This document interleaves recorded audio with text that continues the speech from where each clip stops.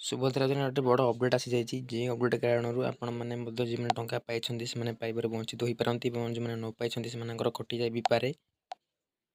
ଭୁଲ କଲେ ଯେଉଁମାନେ ପଇସା ପାଇସାରିଛନ୍ତି ସେମାନଙ୍କୁ ପଇସା ଫେରିବାକୁ ପଡ଼ିପାରେ ଏବଂ ସେକେଣ୍ଡ କିଛି ସେମାନେ ପାଇବାରୁ ବଞ୍ଚିତ ହୋଇପାରନ୍ତି ଏବଂ ଯେଉଁମାନେ ନ ପାଇନାହାନ୍ତି ସେମାନେ ମଧ୍ୟ ଆଉ ଆଦୌ ନ ପାଇପାରନ୍ତି। ତେଣୁକରି ଆପଣ କ'ଣ ମାରିବେ କ'ଣ ମାରିବେ ନାହିଁ ସେ ବିଷୟରେ ଜାଣିବା। ଚାଲନ୍ତୁ ଭିଡ଼ିଓକୁ ଷ୍ଟାର୍ଟ କରିବା। କିନ୍ତୁ ଯଦି ଚ୍ୟାନେଲକୁ ନୂଆ ଆସିଛନ୍ତି ଚ୍ୟାନେଲକୁ ସବସ୍କ୍ରାଇବ୍ କରିଦିଅନ୍ତୁ। ଆପଣ ସୁଭଦ୍ରା ଯୋଜନା ଷ୍ଟାଟସ୍ ଚେକ୍ କରିବା ପାଇଁ ହେଲେ ଆବେଦନ ସ୍ଥିତି ଉପରେ କ୍ଲିକ୍ କରୁଥିଲେ, କିଛି ନାହିଁ କ୍ଲିକ୍ କରିଦେଲେ। ଏହାପରେ ଏଠି ଆପଣ ଆଧାର ନମ୍ବର ଏଣ୍ଟର କରୁଥିଲେ, ଆପଣଙ୍କ ଆଧାର ନମ୍ବର ଯାହା ଏଣ୍ଟର କରୁଥିଲେ ଏବଂ ମୁଁ OTP ମାଧ୍ୟମରେ ଆଧାର ଆଧାରିତ ପ୍ରମାଣୀକରଣ ପ୍ରଣାଳୀ ସହିତ ନିଜକୁ ପ୍ରମାଣୀକରଣ ମୋର ଚିହ୍ନଟ ସମ୍ମତି ପ୍ରଦାନ କରୁଛି। ଏହାପରେ କ୍ଲିକ୍ କରିକିରି ଆପଣ କ'ଣ କରୁଥିଲେ ନା ଲଗ୍ଇନ୍ ଉପରେ କ୍ଲିକ୍ କରୁଥିଲେ। ତ ଲଗ୍ଇନ୍ କଲା ପରେ ଆପଣଙ୍କୁ ଶୋ କରୁଥିଲା EKYC ସ୍ଥିତି କମ୍ପ୍ଲିଟେଡ୍। EKYC ପ୍ରକାର ବାୟୋମେଟ୍ରିକ୍ ଯେଉଁମାନେ ହେଇନଥିଲା ଲେଖୁଥିଲା EKYC ସ୍ଥିତି ପେଣ୍ଡିଂ। EKYC ପ୍ରକାର କିଛି ଲେଖୁନଥିଲା ଏବଂ ସ୍ୱୀକୃତି ସ୍ଥିତି ଯେଉଁମାନେ ପାଇଛନ୍ତି ଲେଖୁଛି ଆପ୍ରୁଭ୍ଡ। ଯେଉଁମାନେ ନ ପାଇଛନ୍ତି ସେମାନଙ୍କର ଲେଖୁଛି ଅଣ୍ଡର ପ୍ରୋସେସ୍ ଏବଂ ଯେଉଁମାନେ ପେମେଣ୍ଟ ପାଇସାରିଛନ୍ତି ସେମାନଙ୍କର ଲେଖୁଛି ସକ୍ସେସଫୁଲି ଡିସବ୍ୟୁଟେଡ୍।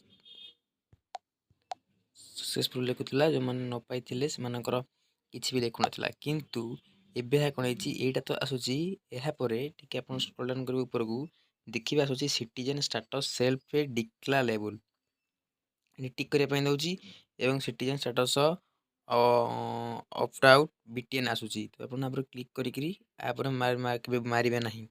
ତ ଲେଖା ହେଇଛି citizen status self check box, ଏହାପରେ ଆପଣ କେବେ କ୍ଲିକ୍ କରିବେ ନାହିଁ, କାରଣ ଏଇଟା ହେଉଛି କି ଆପଣ ପାଇବା ପାଇଁ ଅଯୋଗ୍ୟ କିନ୍ତୁ ଆପଣ ପାଇସାରିଛନ୍ତି କି ପାଇବାକୁ ଯାଉଛନ୍ତି।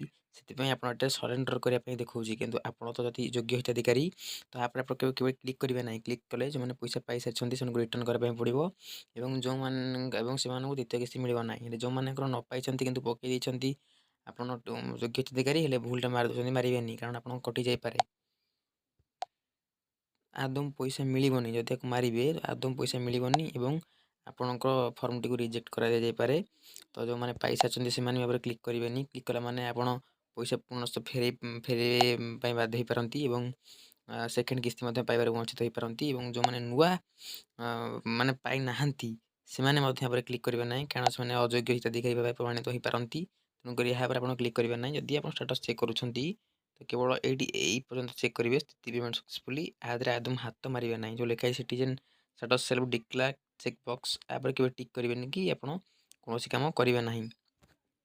ଆପଣ ଯାହା କରିବା କଥା ଏଇଟା ଆପଣଙ୍କର ଆବେଦନ ସ୍ଥିତି ଆପଣ ଦେଖିପାରିବେ, ଷ୍ଟାଟସ୍ ଚେକ୍ କରିପାରିବେ, କିନ୍ତୁ ଆପରେ ଆପଣ ଆଦୌ କ୍ଲିକ୍ କରିବେ ନାହିଁ। ଯଦି କ୍ଲିକ୍ କରିଦେବେ ତ ବହୁତ ହଇରାଣ ହେବେ। ଦୟାକରି କ୍ଲିକ୍ କରନ୍ତୁ ନାହିଁ। ଏମିତି ଗୁରୁତ୍ୱପୂର୍ଣ୍ଣ ଭିଡ଼ିଓ ଦେଖିବା ପାଇଁ ହେଲେ ଆମ ଚ୍ୟାନେଲକୁ ସବସ୍କ୍ରାଇବ୍ କରିଦିଅନ୍ତୁ। ବହୁତ ଧନ୍ୟବାଦ। ଜୟ ଜଗନ୍ନାଥ।